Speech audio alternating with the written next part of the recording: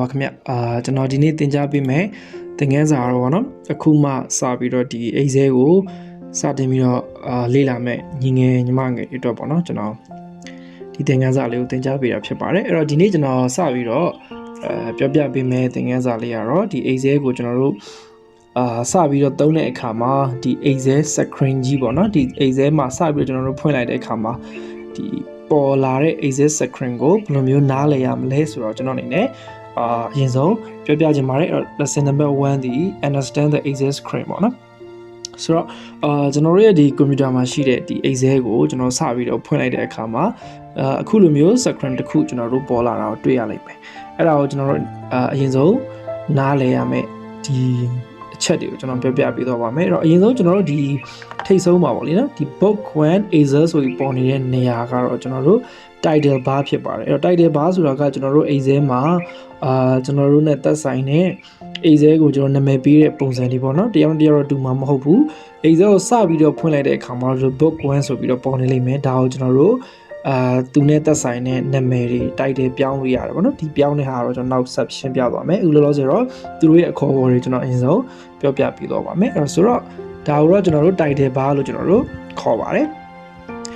ပြီးတဲ့အခါမှာတော့ကျွန်တော်တို့ဒီဘက်မှာရှိနေတဲ့ဒီနေရာလေးကိုတော့ကျွန်တော်တို့အဲ့ဒါကိုတော့ကျွန်တော်တို့ quick access toolbar လို့ကျွန်တော်တို့ခေါ်ပါတယ်အဲ့တော့အဲ့ဒီ quick access toolbar ကကျတော့ကျွန်တော်တို့လှည့်လည်မြန်မြန်နဲ့ကျွန်တော်တို့ file ကိုExcel မှာကျွန်တော်အသုံးပြုရတဲ့နေရာဖြစ်တယ်အဲ့တော့ဒီမှာဆိုကျွန်တော်တို့save လုပ်တဲ့နေရာတို့ပါเนาะပြီးသွားလို့ရှိရင်ကျွန်တော်တို့ဒီ back သွားတဲ့နေရာတို့ရှိတယ်ဒါတော့ကျွန်တော်တို့quick access toolbar လို့ခေါ်တယ်เนาะဒီပေါ်ထောင်လေးဖြစ်ပါတယ်အဲ့တော့နောက်ထပ်တစ်ခုကတော့ကျွန်တော် display option ပါဒီဘက်ဒါအခုကဘယ်ဘက်တောင်ပြီးသွားလို့ရှိရင်ဒီညာဘက်တောင်မှာရှိနေတော့button တွေကတော့ကျွန်တော်တို့ display option လို့ခေါ်တဲ့ button တွေဖြစ်ပါတယ်အဲ့တော့ဒီမှာကျွန်တော်တို့ screen ကိုသေးလိုက်မလားminimize လုပ်လိုက်မလားဒါမှမဟုတ် screen ကိုအကြီးပြောင်းလိုက်မလားဒါမှမဟုတ်ရင် screen တစ်ခုလုံးကျွန်တော်ပိတ်ချလိုက်မလားပေါ့နော်ဒီလိုမျိုးဟာတွေပါတယ်အဲ့တော့ဒီဟာတော့ကျွန်တော်တို့display option လို့ခေါ်တဲ့နေရာဖြစ်ပါတယ်အဲ့တော့ပြီးသွားလို့ရှိရင်ကျွန်တော်ဒီမှာအခုမြင်နေရတဲ့ file တို့ home တို့ပေါ့နော်စသဖြင့်အခုလိုပေါ်နေတဲ့နေရာတွေတော့ကျွန်တော်တို့ဘာလို့ခေါ်လဲဆိုလို့ရှိရင်တော့ribbon တွေလို့ခေါ်ပါတယ်အဲ့တော့ဒီ ribbon တွေကတော့ကျွန်တော်တို့ဒီလိုမျိုးကျွန်တော်တို့Excel မှာဘယ်လိုမျိုးအလုပ်တွေကျွန်တော်တို့လုပ်ဆောင်မလဲသူရဲ့ပတ်သက်တဲ့အရာတွေကိုကျွန်တော်တို့ကဒီမှာအများကြီးရှိတယ်ပေါ့နော် ribbon တွေအများကြီးအခုမှဆို home tab မှာဆိုလို့ရှိရင်ကျွန်တော်တို့font တွေပြောင်းတာတွေစလုံးအကြီးအသေးပြောင်းတာတွေပြီးတော့လို့ရှိရင်ကျွန်တော်တို့ဒီမှာသူရဲ့ formula နဲ့ပတ်သက်တဲ့ tools တွေအများကြီးရှိတယ်ပေါ့နော်ဒီမှာဆိုလို့ရှိရင် insert tab ထဲမှာလည်းကျွန်တော်တို့ကribbon တွေအများကြီးပါသလို home tab ထဲမှာလည်းကျွန်တော်တို့ribbon တွေအများကြီးရှိတာကိုကျွန်တော်တို့တွေ့ရမှာဖြစ်တယ်အဲ့တော့ဒါကိုတော့ကျွန်တော်တို့ဒီအားလုံးကိုကျွန်တော် ribbon လို့ကျွန်တော်တို့ခေါ်ပါတယ် okay နော်ဒါတွေအားလုံးကျွန်တော် ribbon လို့ကျွန်တော်တို့ခေါ်တယ်ပေါ့နော် okay အဲ့တော့နောက်ထပ်တစ်ခုကကျတော့ကျွန်တော်တို့ဒီမှာပါတဲ့ function တွေ cloud တွေကိုဘယ်လိုမျိုးခေါ်ပေါ်လဲဆိုတော့သိပြီးသွားလို့ရှိရင်เนาะကျွန်တော်ဒီအောက်ကိုတစ်ချက်ဆင်းပါမယ်ဒါကတော့ကျွန်တော်တို့တကယ်အလုပ်လုပ်ရမယ် Excel ရဲ့နေရာဖြစ်တယ်ပေါ့နော်အဲ့တော့အဲ့နေရာမှာတော့ကျွန်တော်တို့နားလည်ရမှာက Excel ဒီ column နှစ်ခုရှိတယ် row နဲ့ heading နှစ်ခုရှိတယ်ပေါ့နော် row နဲ့ column နဲ့ဆိုပြီးတော့ heading နှစ်ခုရှိပါတယ်အဲ့တော့ row ကတော့ကျွန်တော်တို့ဒီမှာ1 2 3 4 5 6လို့စသဖြင့်ရေးထားတဲ့ဟာကိုကျွန်တော် row လို့ဒါတွေအားလုံး row လို့ခေါ်ပြီးတော့ဒီ A B C D ပေါ့နော်စသဖြင့်ဒီလိုမျိုးအပေါ်မှာရှိနေတဲ့နေရာတွေအားလုံးတော့ကျွန်တော်တို့ကဘာလို့ခေါ်လဲဆိုလို့ရှိရင်ကျွန်တော် column လို့ခေါ်ပါတယ်အဲ့တော့ကျွန်တော်တို့ဒီ Excel မှာအလုပ်လုပ်တဲ့နေရာနှစ်ခုပဲရှိတယ်အဲ့ဒါတော့ row နဲ့ column ဖြစ်တယ်ပေါ့နော်ဒီ1 2 3 4ကတော့ကျွန်တော်တို့ row လို့ခေါ်ပြီးတော့ဒီ ABCD ကိုတော့ကျွန်တော်တို့ column လို့ခေါ်ပါတယ်အားလုံးနားလည်မယ်လို့ကျွန်တော်မျှော်လင့်ပါတယ်ပြီးသွားလို့ရှိရင်တော့ကျွန်တော်တို့ဒီအပေါ်နေရာလေးကိုကျွန်တော်ရှင်းပြချင်ပါတယ်အခုကျွန်တော်ဒီမှာပေါ့နော် Excel Spring လို့ရေးထားတဲ့နေရာကိုကျွန်တော်တို့ click တစ်ချက်နှိပ်လိုက်ပါမယ်ဆိုတော့ဒီအစိမ်းရောင်အကွက်ကလေးကဒီ Excel Spring ဆိုတဲ့စာနေရာကိုအခုလိုရောက်သွားတာကိုအားလုံးတွေ့ရမှာဖြစ်ပါတယ်အဲ့တော့အဲ့နေရာကကျွန်တော်တို့က A1 ဆိုတဲ့ဆဲအကွက်မှာကျွန်တော်တို့ရှိနေတယ်ဒါကိုကျွန်တော်တို့ကဘယ်နေရာမှာဖော်ပြပေးထားသလဲဆိုလို့ရှိရင်ကျွန်တော်ဒီပေါ်မှာရှိတဲ့နေရာလေးပေါ့နော်ဒါကိုကျွန်တော် name box လို့ခေါ်ပါတယ်အဲ့ name box ကတော့ကျွန်တော်တို့ဒီဘယ်ဆဲအကွက်ကိုရောက်နေသလဲဆိုတာကိုသူကဖော်ပြပေးတာဖြစ်တယ် A ဒီ column ဖြစ်တယ်1ဒီ row ဖြစ်တယ်အဲ့တော့ A column row number 1မှာဒီကျွန်တော်တို့ရဲ့ဒီလက်ရှိ ဒီလှုပ်ဆောင်မဲ့နေရာကိုရောက်ရှိနေတယ်လို့ဆိုလိုတာပေါ့နော်ကျွန်တော်ဒီဘက်ဘေးကိုရွှေ့လိုက်လို့ရှိရင်ကျွန်တော် B1 ဒီမှာ C1 ပေါ့နော်အောက်ကိုရွှေ့ရင်တော့ C2 ပေါ့အဲ့တော့သူဒီ edit cell လို့ခေါ်တယ်အဲ့နေရာမှာကျွန်တော်တို့က formula တွေရေးမယ်စာတွေရိုက်ထည့်မယ်ပေါ့နော်ဒီ IC ကွက်ကလေးမှာဒါကိုကျွန်တော်တို့ edit cell လို့ခေါ်တယ်အဲ့တော့အဲ့ဒီရောက်နေတဲ့နေရာကိုကြာတော့ဒီမှာ name box မှာသူကပေါ်ပြထားတာကိုအခုလိုမျိုးတွေ့ရမှာဖြစ်ပါတယ်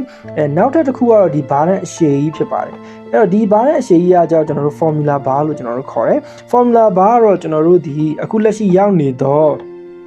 ဆဲကွက်မှာ formula တွေရေးထားတဲ့ထားတွေစာတွေဘယ်လိုရေးထားလဲဆိုတဲ့နေရာတွေကိုဖော်ပြပေးတာဖြစ်တယ်အဲ့တော့ကျွန်တော်ဒီမှာ A1 ကိုကျွန်တော်ပြန်သွားရအောင်ဒါဆိုလို့ရှိရင်ကျွန်တော်တို့ဟာ A1 ဆိုတဲ့ဆဲကွက်မှာ AZ Spring ဆိုပြီးတော့ရေးထားတယ်အဲ့တော့အဲ့ဒီ formula ဘာမှလည်းအဲ့ဒီ AZ Spring ဆိုတဲ့စာလေးပေါ်နေတယ်အဲ့တော့ကျွန်တော်တို့ကဒီ AZ Spring ဆိုတဲ့စာကိုပြင်ကျင်နေဆိုလို့ရှိရင်ဒီ A1 ဆိုတဲ့ဆဲကွက်မှာပြင်လို့ရတယ်လို့ဒီ formula ဘာမှလည်းကျွန်တော်တို့သွားပြီးပြင်လို့ရတယ်အဲ့တော့ကျွန်တော်ဥပမာပြမယ် formula ဘာမှကျွန်တော် click တစ်ချက်နှိပ်တယ်အဲ့တော့ AZ Spring ပြီးသွားလို့ရှိရင်ကျွန်တော်တို့class ပေါ့နော် CLASS class ဆိုပြီးကျွန်တော်ထည့်ရိုက်ပြီး enter နှိပ်လိုက်တဲ့အခါမှာဒီကျွန်တော်တို့ဒီ formula ဘာမှပြင်လိုက်ခြင်းအပြင်သူရဲ့ edit ဖြစ်နေတဲ့ A1 ဆိုတဲ့ cell မှာလည်းလာပြီးတော့အခုလိုမျိုးပြောင်းလဲသွားတာကိုအားလုံးပဲမြင်ရမှာဖြစ်တယ်ပေါ့နော်ဒါကတော့ကျွန်တော်တို့ဒီနေရာကိုခေါ်တာတော့ကျွန်တော်တို့ formula bar လို့ကျွန်တော်တို့ခေါ်ပါတယ်ဆိုတော့ဒါဆိုလို့ရှိရင်ကျွန်တော်ဒီအသုံးအနှုန်းတွေကိုသိမယ်လို့ကျွန်တော်ယူဆရတယ်ပေါ့နော်အဲ့တော့နောက်ထပ်တစ်ခုကတော့ worksheet ဖြစ်ပါတယ်အဲ့တော့ worksheet ဆိုတာကတော့ကျွန်တော် DIA တစ်ခုလုံးကိုကျွန်တော် worksheet လို့ခေါ်ပါတယ်အလုပ်လုပ်တဲ့စာမျက်နှာပေါ့လေ DIA ဒီလိုမျိုးအကွက်တွေပါတော့ကျွန်တော် worksheet လို့ခေါ်တယ်အဲ့တော့အဲ့ဒီ worksheet ရဲ့နာမည်ကိုကျွန်တော်ဒီအောက်မှာတွေ့ရလိမ့်မယ် sheet 1ဆိုပြီးတော့ပေါ့နော်ဒီမှာအားလုံးပဲမြင်ရလိမ့်မယ် sheet 1သူဒီနံပါတ်1စာမျက်နှာဖြစ်တယ်ပေါ့နော် sheet 1ဖြစ်တယ်ပြီးတော့လို့ရှိရင်ကျွန်တော်တို့ဒီဘက်မှာ plus ဆိုတဲ့ sign လေးရှိတယ်အဲ့ဒါကိုတစ်ချက်နှိပ်လိုက်လို့ရှိရင်ကျွန်တော်နောက်ထပ် sheet တစ်ခုတိုးသွားပြီးတော့နှစ်ခုဖြစ်သွားလိမ့်မယ် sheet 1 and sheet 2ပေါ့အဲ့တော့ sheet 2ကကျွန်တော်ဘာမှမရေးထားလို့ဘာမှမရှိသေးဘူးအဲ့ဒီ sheet 1ကော sheet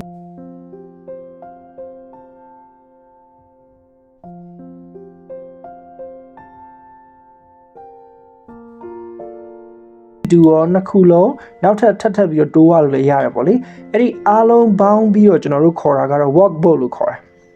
်နားလည်မထင်ပါနော်ဒီဟာလေးတွေကိုကျွန်တော်တို့စာမျက်နှာတစ်ခုချင်းစီကို sheet တွေလို့ခေါ်ပြီးတော့အဲ့ဒီစာမျက်နှာတွေအားလုံးပေါင်းလိုက်လို့ရှိရင်တော့ကျွန်တော်တို့စာအုပ်တုပ်ပုံစံမျိုးဖြစ်သွားတယ် workbook လို့ကျွန်တော်တို့ခေါ်တယ်အဲ့တော့ဒီ title မှာကျွန်တော်တို့ကနာမည်ပြောင်းလိုက်ခြင်းအပြင်ကျွန်တော်တို့က workbook name ကိုလည်းတစ်ခါလေးပြောင်းပြီးသားဖြစ်သွားတာပေါ့နော် okay ပြီးသွားလို့ရှိရင်တော့ဒီဘေးမှာရှိနေတဲ့ဟာကြီးကတော့ကျွန်တော်တို့ scroll bar ဖြစ်ပါတယ် AZ ကိုကျွန်တော်တို့ဘယ်ညာရွှေ့မယ်အပေါ်အောက်ရွှေ့မယ်ပေါ့နော်ဒီဘေး bar ကတော့ကျွန်တော်ဒီmouse မှာပါတဲ့ဒီ scroll bane လေးကိုလှည့်လိုက်ရင်လည်းအတူတူပါပဲပေါ့နော်ပြီးသွားလို့ရှိရင်ကျွန်တော်ဒီအောက်ဖက်ကစာတွေကိုကျွန်တော်ပြောပြချင်ပါတယ်အဲ့တော့ဒီကောင်ကတော့ကျွန်တော် status bar ဖြစ်ပါတယ်အဲ့တော့ status bar တော့များသောအားဖြင့်တော့သူကျွန်တော်တို့ Excel ရဲ့software အလုပ်လုပ်တဲ့နေရာလေးပေါ့နော်ကျွန်တော်တိတ်ပြီးတော့ဒီမှာတော့သုံးလေးတော့မရှိဘူးဒီဘက်ဘေးညာဘက်တောင်မှာပါဝင်တဲ့3ခုကတော့ကျွန်တော်တို့ Excel ကို view ဖြစ်ပါတယ်ဒီ Excel ကိုကျွန်တော်တို့ဘယ်လိုမျိုးကြည့်တယ်လဲဆိုတဲ့ view ပေါ့နော်ဒါလက်ရှိကျွန်တော်တို့ရောက်နေတဲ့ view ကတော့ normal view ဖြစ်ပါတယ်ဒီဘက်ဘေးမှာတော့ page layout ရှိတယ်page layout ကျွန်တော်နှိပ်ကြည့်ရရင်ကျွန်တော်ဒီမှာပုံစံကဒီလိုစာမျက်နှာပုံစံလေးတွေဖြစ်သွားတယ် print ထုတ်တဲ့နေရာမှာကျွန်တော်တို့သုံးလို့ရတယ်တတိယတစ်ခုကတော့ကျွန်တော်တို့page break view ပေါ့နော် break view ကတော့ကျွန်တော်တို့ဘယ်လိုမျိုးကျွန်တော်တို့လက်ရှိရောက်နေတဲ့စာ cell ကိုပဲသူကအမှ10ခုရေးတိုင်း10ခုဖော်ပြတယ်9ခုရေးတိုင်း9ခုဖော်ပြတယ်ပေါ့နော်ဒါက break view ဖြစ်တယ်ကျွန်တော် normal ပြန်သွားလိုက်ရင်တော့ကျွန်တော်တို့မူရင်းနေရာပြန်ရောက်သွားလိမ့်မယ်ပေါ့နော် okay ဒီဘက်မှာရှိနေတဲ့ minus plus ကတော့ကျွန်တော်တို့ zoom ဆွဲတဲ့နေရာဖြစ်တယ်ပေါ့နော်ဒါကကျွန်တော်တို့ zoom ဆွဲရဲဆိုတာကကျွန်တော် home tab မှာပါတယ်ဒီကျွန်တော်တို့ရဲ့ဒီမှာရှိနေတဲ့စလုံး font ကြီးတာတေးရတယ်မဆိုင်ဘူးကျွန်တော်တို့ဒီစလုံးကိုအခုလက်ရှိအသုံးပြုရတာစာရိုက်ကပဲဖြစ်ဖြစ် formula ရေးရတာဖြစ်ဖြစ်သေးနေတယ်ဆိုလို့ရှိရင်ဒါကိုမျက်စိထဲမှာပို့ပြီးတော့ကြီးကျင်နေဆိုကြည့်တဲ့နေရာပေါ့နော်ဒါကစလုံးအကြီးအသေးနဲ့မဆိုင်ပါဘူးကိုလက်ရှိကြည့်တဲ့အကြည့်ကိုပဲသူကဖော်ပြ view ကိုဘယ်လိုမျိုးကျွန်တော်ကြီးလေးကြည့်ချင်လားဒါမှမဟုတ်နည်းနည်းသေးသေးထားပြီးကြည့်မလားပေါ့နော်ကိုမျက်စိနဲ့ကိုက်ညီမဲ့ဟာကိုကျွန်တော်ကြည့်လို့ရတာဖြစ်ပါတယ် okay ဆိုတော့ကျွန်တော်အခုရှင်းပြပေးသွားတာကတော့Excel screen ကိုဘယ်လိုမျိုးကျွန်တော်တို့နားလေထားရမလဲဆိုတော့ကျွန်တော်ရှင်းပြပေးတာဖြစ်ပါတယ်ဒါဆိုအားလုံးပဲဒီအောင်နားလည်မယ်လို့ကျွန်တော်ယူဆပါတယ်အဲ့တော့ okay ကျွန်တော်တို့စပြီးတော့တစ်ခုလုပ်ကြည့်အောင် okay เนาะကျွန်တော်ဒီအောင်ပြန်ပိတ်လိုက်မယ် okay ကျွန်တော်တို့စပြီးတော့ Excel ကိုစဖွင့်ရအောင်ကျွန်တော်ရဲ့ကွန်ပျူတာမှာရှိနေတော့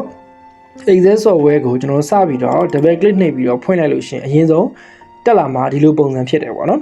ဒီလိုပုံစံဖြစ်တဲ့အခါမှာကျွန်တော်စပြီးတော့ဘယ်လိုမျိုး worksheet တစ်ခုကိုဖန်တီးမလဲပေါ့အဲ့တော့ဆိုတော့သူဒီစပြီးတော့ကျွန်တော်တို့ Excel ကိုဖွင့်လိုက်ပြီးဆိုရဲကဒီလိုမျိုး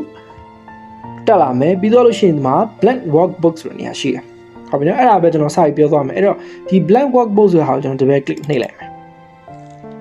Okay เนาะဒါဆိုလို့ရှိရင်ကျွန်တော်တို့စပြီးတော့အလုပ်လုပ်ရမယ့် Excel file တက်လာပြီပေါ့ခုနကကျွန်တော်ရှင်းပြခဲ့တဲ့ Excel မှာရှိနေတဲ့ဒီ cloud တွေ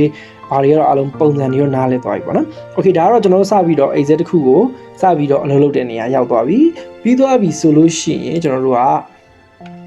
ဒီမှာစပြီးတော့ကျွန်တော်တို့လိုချင်တဲ့ cell တွေကိုကျွန်တော်တို့ရိုက်ထည့်မယ်အလုပ်တွေလုပ်ကြမယ်ပေါ့နော်ပြီးသွားပြီဆိုလို့ရှိရင်ကျွန်တော် file ကိုပြန်သွားမယ်ပြီးသွားလို့ရှိရင်ကျွန်တော်တို့ကနောက်ထပ် new ဆိုတဲ့ဟာကိုနှိပ်လိုက်မယ်ဒီခါကျတော့ကျွန်တော်တို့ကဒီ blank workbook မဟုတ်တော့ဘဲနဲ့ Excel မှာ automatic ပေးထားတဲ့ဟာတွေရှိတယ်ဥပမာဒီမှာဆိုလို့ရှိရင် business တို့เนาะဒီမှာ personal စသဖြင့်ပေါ့လေ automatic သူက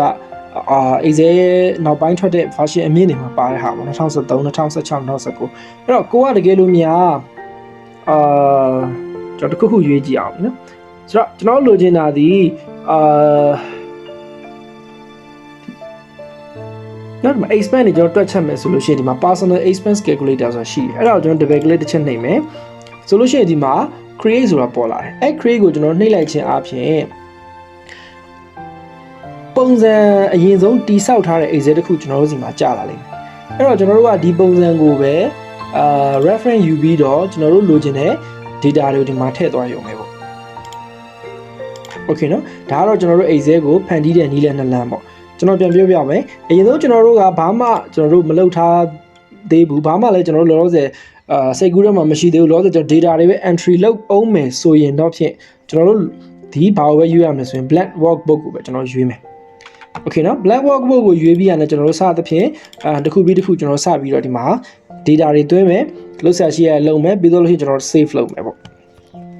Okay နော်အားတော့ကျွန်တော်တို့အခြေခံ Excel သဘောတရားပဲဖြစ်ပါတယ်ဒါဆိုလို့ရှိရင်အခုလက်ရှိနံပါတ်1ပေါ့နော် lesson 1ကိုကြည့်ခြင်းအပြင်ဒီ Excel screen ကိုဘယ်လိုမျိုးနားလည်ရမလဲပြီးတော့လို့ရှိရင်ကျွန်တော်တို့ Excel workbook အသစ်တစ်ခုကိုဘယ်လိုမျိုး